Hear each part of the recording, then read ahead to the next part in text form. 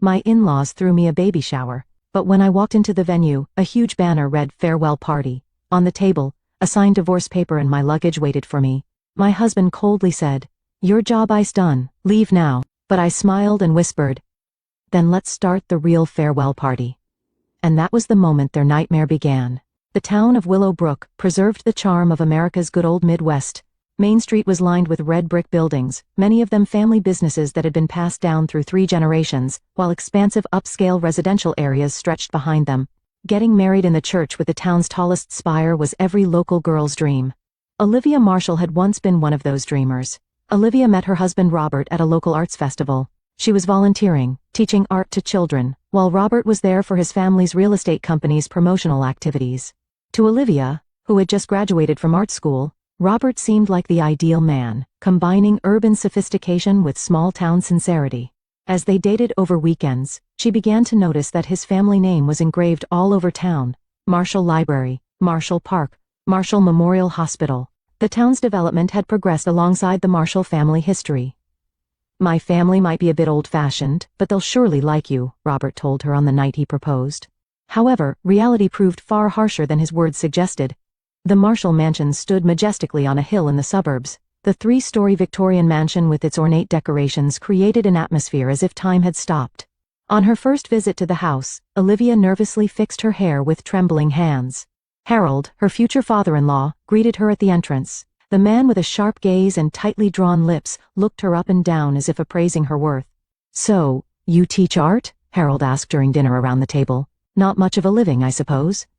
Elaine, her mother-in-law, made no attempt to ease the tension, letting out a small sigh. "Robert, you are the heir to this house.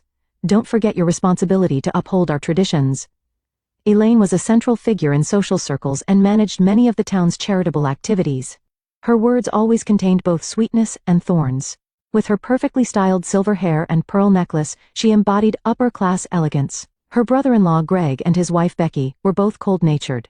Greg supported the company as the sales director of Marshall Real Estate, while Becky came from a local prestigious family and always maintained a haughty attitude. They already had 2 children. "In the Marshall family, it's tradition to have children promptly after marriage," Elaine said while looking at Olivia's wedding ring. "Especially the wife of the eldest son has the responsibility to produce a male heir." Just a few months into her marriage, Olivia began to feel the pressure. Robert was busy with work, and she tried to adjust to her new environment while teaching children at a small art studio. Her heart was gradually wounded each time her mother-in-law asked not yet during dinner. A year passed, and there were still no signs of pregnancy into the 2nd year. Olivia began visiting a fertility clinic. The pain of hormone injections, the despair with each failure, and above all, the cold stares from her in-laws tormented her. "There can't be anything wrong with my son," Elaine would say, whenever she saw Olivia at social gatherings. "Marshall men have always produced strong offspring." Her sister-in-law Becky deliberately doted on her children in front of Olivia, and talked eloquently about the joy of motherhood, always adding, "But you wouldn't understand." In the winter of their 3rd year of marriage, when Olivia finally received news of her pregnancy, she called Robert in tears. His response was a curt, "That's good. I'll let father and everyone know." At the dinner held at the Marshall home, Harold finally gave Olivia a genuine smile. "At last we'll have an heir to our family," he said, raising his champagne glass. "Let's pray it's a boy." Even after learning of her pregnancy, Olivia still had no place of her own. Elaine said, "Since you probably can't cook regular meals anymore," and sent a housekeeper 3 times a week. It appeared to be a kind gesture, but in reality it meant she didn't trust Olivia's cooking skills. Becky advised, "Pregnant women tend to gain weight, so you'd better be careful," constantly monitoring changes in her figure. Robert immersed himself in work, and behaved as if Olivia's pregnancy was his own achievement. He gradually came home later, and conversations with Olivia decreased. When she complained about feeling unwell, he would only say, "Having a boy is just that demanding." When she reached 6 months of pregnancy and was told by the town's obstetrician, "Your child is a girl," Olivia had mixed feelings. Her love for the baby coming into the world mingled with anxiety about not meeting her in-laws' expectations. When she conveyed this news to Robert, his face clouded for a moment, but he said, "We'll have a boy next time."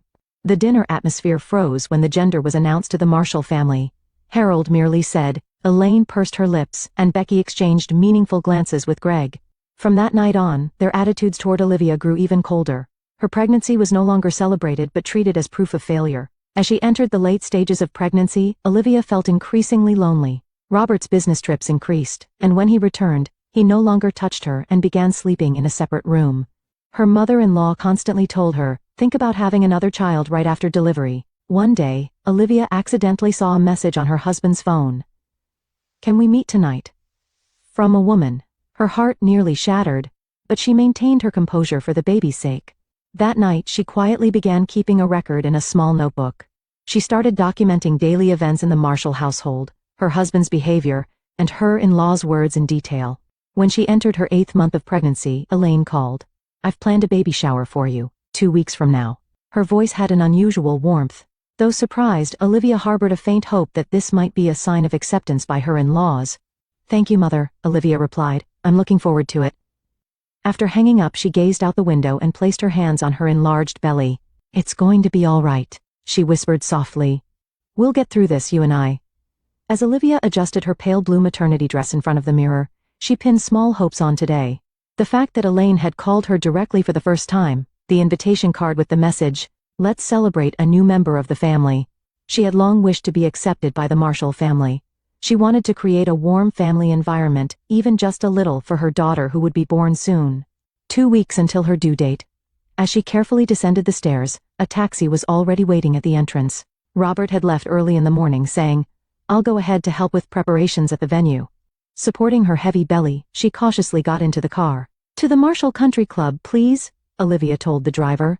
As the car started moving, she took the invitation from her handbag and read it again. Olivia's baby shower, written in elegant script.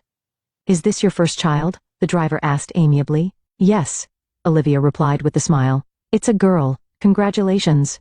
That's wonderful. As they approached the country club, she felt her heart racing.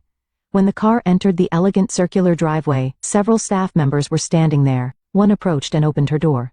Mrs. Marshall, we've been expecting you, he said politely. Please follow me. Olivia passed through the clubhouse entrance and was guided to a spacious hall.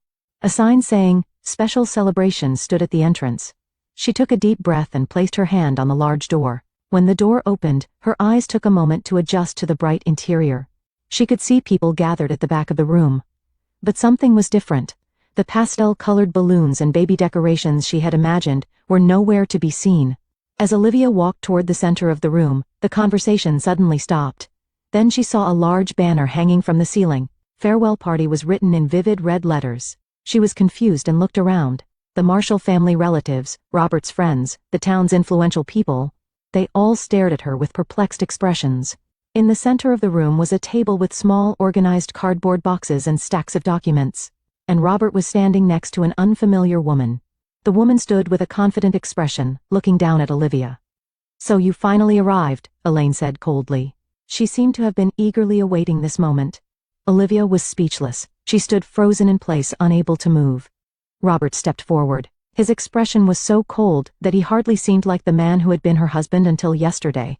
Olivia, let me introduce you. This is Melissa. He placed his hand on the woman's shoulder.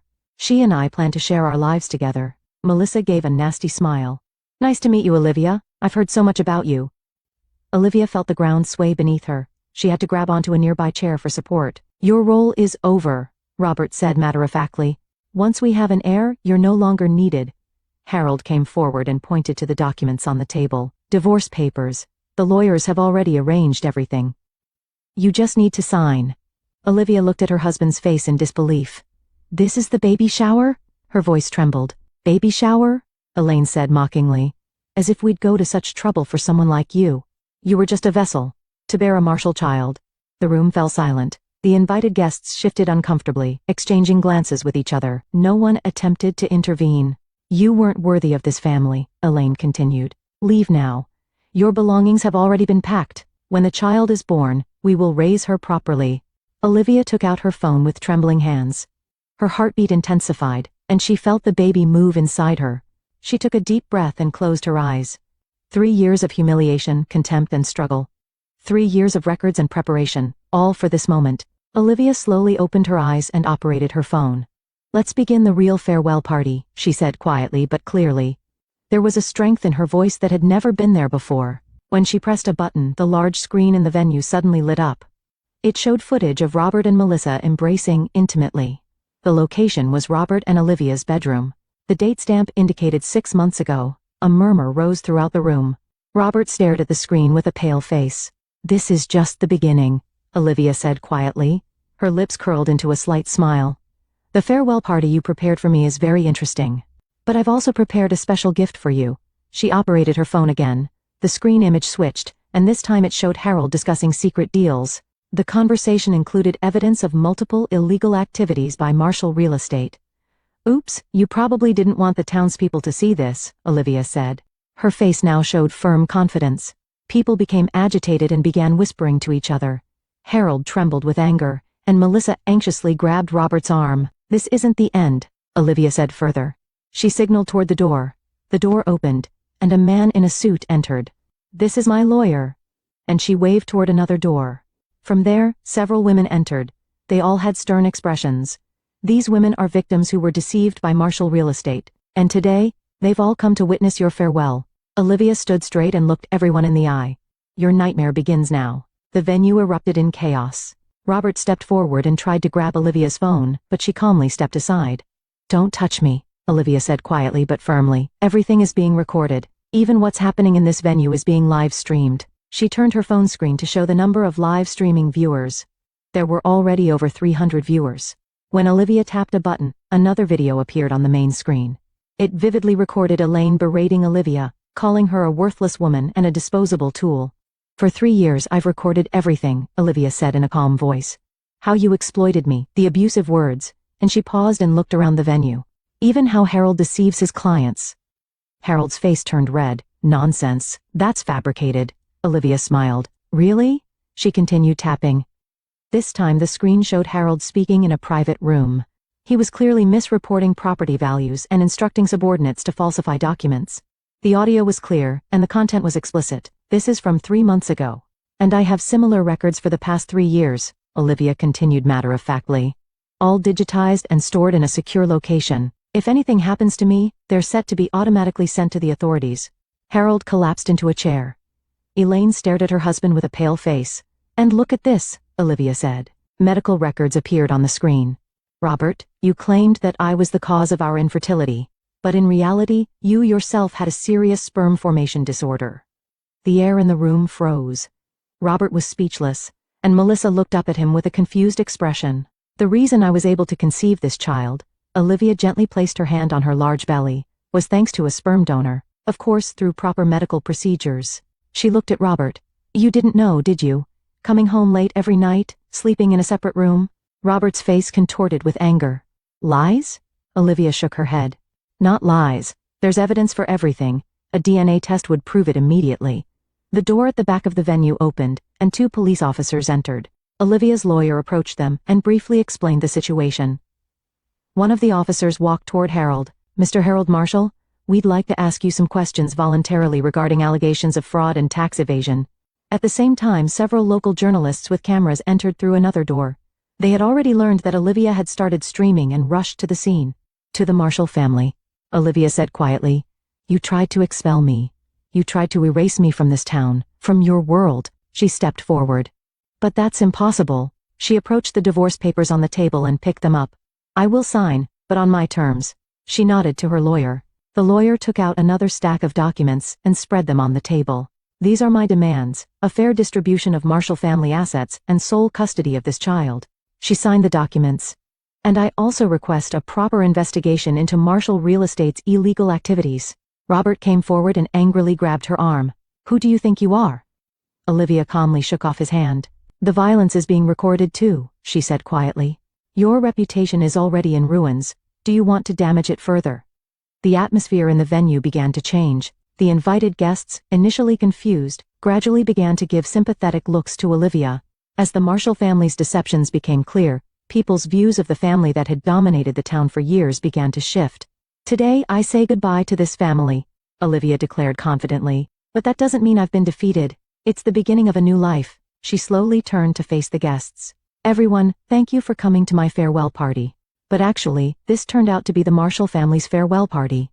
Elaine stood up and said in a voice trembling with anger, "Get out! You disgrace to this family." Olivia smiled. "I'm leaving, but remember this. You thought I was just a tool, but I have something you don't." She placed her hand on her chest. Integrity and courage. As the Marshall family fell into disarray, Olivia quietly began walking. On her way to the door she paused and looked back. Robert, Melissa. She looked at the two of them. You two are perfect for each other. I hope you can be happy deceiving each other. Then she went outside. Outside the venue, her best friend Sarah was waiting in a car. Sarah had been the only person who understood and helped with Olivia's secret plan for the past 3 years. Did it go well? Sarah asked anxiously. Olivia sat in the passenger seat and sighed with relief. Perfectly, she said. Their nightmare has just begun. As the car started moving, Olivia gazed at the town scenery visible through the window. The town she had lived in, the town under the influence of the Marshall family. However, that power dynamic was about to change dramatically. Where to? Sarah asked. My small apartment first, Olivia answered. But that's temporary. She placed her hand on her belly. This child and I have bigger plans. When the car left the country club, Olivia did not look back. Her expression showed confidence and determination she had never displayed before. 3 weeks later, she gave birth to a healthy baby girl. She named her daughter Sophia, a name meaning wisdom. News of the birth spread throughout Willow Brook and made the front page of the local paper. Along with the Marshall family scandal, photos of Olivia and Sophia were published. The headline read, A New Life and the Fight for Justice. She's a lovely child, Judith Cohen said, gently stroking Sophia's tiny hand. She was the sharp lawyer leading Olivia's legal team. In her mid-50s with a keen gaze and refined demeanor, Judith was holding a strategy meeting with Olivia in her spacious office on the outskirts of Willow Brook. Thank you, Olivia smiled as she held her daughter. She's my source of strength. The Marshall family has started to counterattack. Judith pointed to the documents spread across the table. They're challenging the legality of the evidence you recorded, claiming invasion of privacy. Olivia nodded with a composed expression. As expected. But we have countermeasures. That's right, Judith said with a confident voice.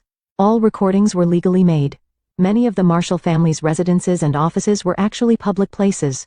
Even the party venue they thought was private is legally part of a public facility. Furthermore, recordings regarding Harold's illegal activities are protected under whistleblower laws.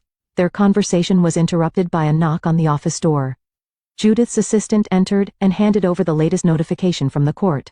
The judge has ordered full disclosure of Marshall Real Estate's books, Judith said, reading through the document. This is a big step. When the trial began, the town of Willowbrook was divided into 2 camps, conservatives supporting the Marshall family and reformers backing Olivia. However, as evidence was increasingly revealed, the balance of support gradually tipped toward Olivia. On a day when the trial entered its 3rd month, the courtroom was more crowded than usual. Olivia was scheduled to take the witness stand for the first time that day. She left Sophia with her best friend Sarah and appeared in court dressed in a simple navy blue suit. In the front row of the gallery sat the victims of Marshall Real Estate. They all wore badges supporting Olivia on their chests. Mrs. Marshall, Judith began questioning Olivia on the witness stand. Former Mrs. Marshall, Olivia quietly corrected her. Those words carried the conviction of a woman who had found a new self. Olivia, Judith smiled gently. Can you tell the court about your experiences with the Marshall family?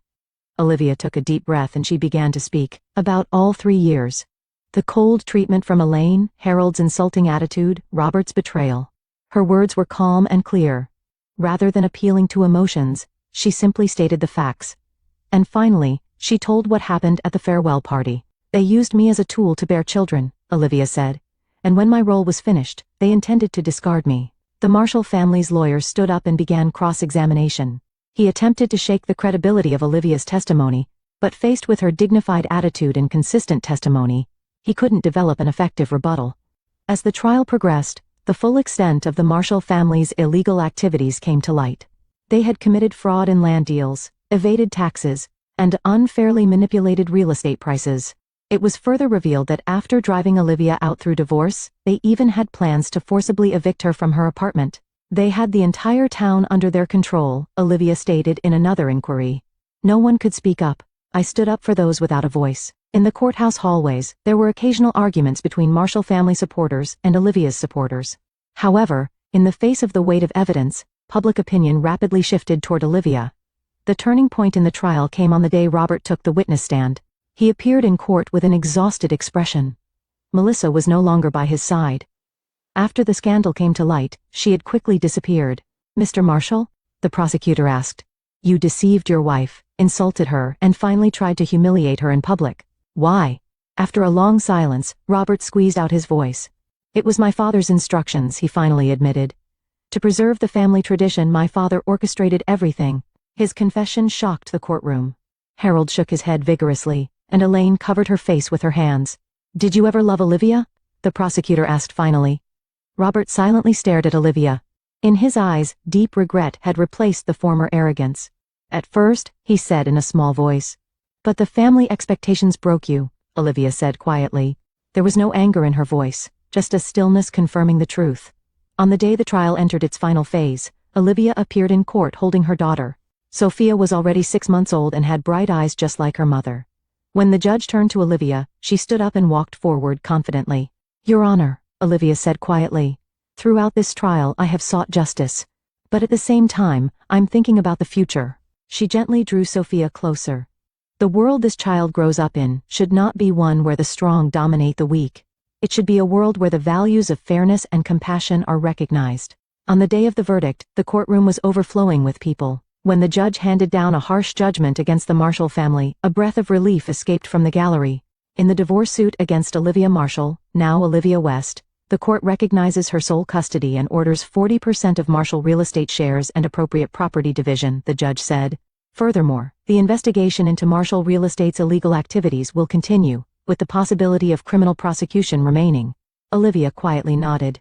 Her battle was coming to a victorious end. As she left the courtroom, she noticed Robert's gaze. He sat in a seat away from his parents, looking devastated. Olivia, he called out weakly, can you forgive me? Olivia stopped and looked straight at him. Forgiving and forgetting are different, she said. I can forgive your actions, but we will never go back. She continued walking confidently and left the courtroom. Outside, people who supported her had gathered. The sunlight illuminated her face and made Sophia's hair shine gold. What will you do now? Sarah asked her. Olivia smiled. Rebuild. Turn Marshall Real Estate into a company that truly benefits the town. She gently drew her daughter closer. And create a new form of family. Mommy, look. 5-year-old Sophia proudly held up a bouquet of flowers she had picked in the garden. Her smile shone as brightly as the morning sun. Beautiful. Olivia smiled as she received her daughter's creation. I'll display this on my office desk. The morning light illuminated Willow Brook's new residential area. This was an environmentally friendly housing community built on land that Marshall Real Estate had once tried to acquire illegally. Olivia's house was surrounded by a spacious garden, featuring a design that utilized warm wood materials and natural light. When you're ready, we'll go together.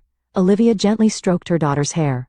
5 years had passed since the trial, and the town of Willow Brook had changed significantly. The former Marshall Real Estate had been reborn as New Hope Development, led by Olivia. The company's policy emphasized transparency and community contribution, earning the trust of the townspeople. When they arrived at the office, they were greeted by a building that had been renovated from the former Marshall mansion. Half of the building was used as an office, while the remaining half had become a support center for single mothers and their children. Good morning, Olivia, Janet at the reception greeted cheerfully. This afternoon at 2, we have the opening ceremony for the community garden. Thank you. I'm ready. Olivia nodded. She left Sophia at the in-house childcare center and headed to her own office. From her office window, she could see the place that was once the country club. It had now been developed as a park that the townspeople could use freely. She took a sip of coffee and remembered the day of the farewell party 5 years ago. Everything had changed since that day. The aftermath for the Marshall family matched the pain they had inflicted on others. Harold received a 3-year prison sentence for tax evasion and fraud, and his health deteriorated in prison. Currently on parole, he had no trace of his former dignity. Elaine had been banished from social circles and was ignored by her former friends. She lived in a small house on the outskirts of town and rarely went out. Greg and Becky divorced and each left town. Becky remarried another wealthy man, but she had heard that Greg was facing drinking problems and financial difficulties. And Robert. After the trial, his relationship with Melissa ended, and he fell into alcohol dependence. He sent Olivia numerous letters of apology, but she never wrote back. 2 years ago, he entered a rehabilitation facility, and she had heard that he recently opened a furniture repair shop in the neighboring town. Olivia's thoughts were interrupted by a knock. The door opened, and her legal advisor Judith entered. The single mother support bill has passed the state legislature, Judith reported happily. Your lobbying efforts have paid off. Olivia smiled, stood up, and embraced her friend. Our victory. That afternoon, Olivia gave a speech at the community garden opening ceremony. In front of the gathered townspeople, she spoke not about revenge, but about regeneration, about how to transform past pain into hope for the future. As the ceremony ended and she was about to leave the venue, exchanging words with people, Olivia spotted a familiar face in the crowd. It was Robert. He looked older than before, and yet somehow refreshed. Their eyes met for a moment, and he gave a small bow. Olivia quietly nodded back and continued walking, holding Sophia's hand. She didn't look back. She simply accepted the past as the past and continued walking toward the future. Sophia squeezed her hand and asked in a bright voice, "Mommy, are you happy?" Olivia looked at her daughter and smiled from her heart. "Very happy, Sophia. We have a bright future ahead of us."